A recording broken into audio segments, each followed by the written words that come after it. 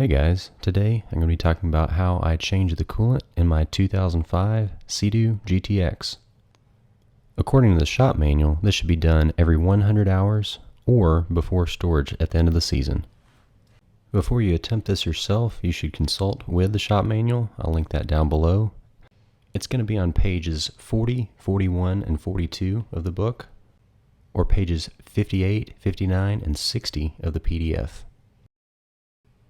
To get started, we're going to remove the seat and the plastic storage bin, followed by the coolant expansion tank cap.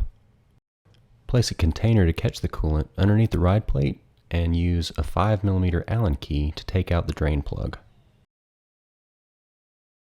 Once most of the coolant is drained out, lift the front of the watercraft to continue draining the system. Now here's where I'm deviating from the shop manual. Because I didn't have Valvoline Xerox Super Cleaner or a water tank to be able to submerge the watercraft in so that I could reach operating temperatures, I tried to flush the system the best I could with some distilled water. Now it's time to refill the cooling system.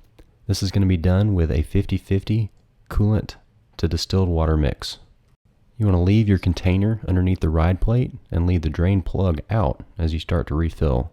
This is a two-person job, so one person's pouring while the other person waits for the air bubbles to stop before reinstalling the drain plug.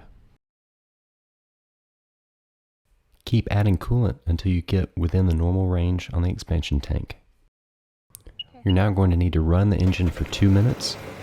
Make sure you have a hose connected, but don't start the water until after the engine is running. After 2 minutes, stop the water before stopping the engine. Then check and refill the coolant tank as necessary. Repeat this cycle 2 to 3 times to try to get all of the air bubbles out.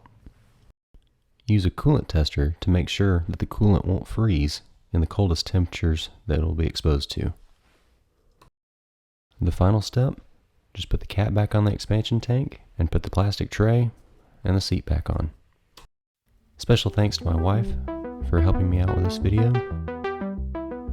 Click the like button if you found this video helpful, subscribe to the channel for more DIY projects, and leave a comment down below if you have any questions or if you have any suggestions for future video ideas.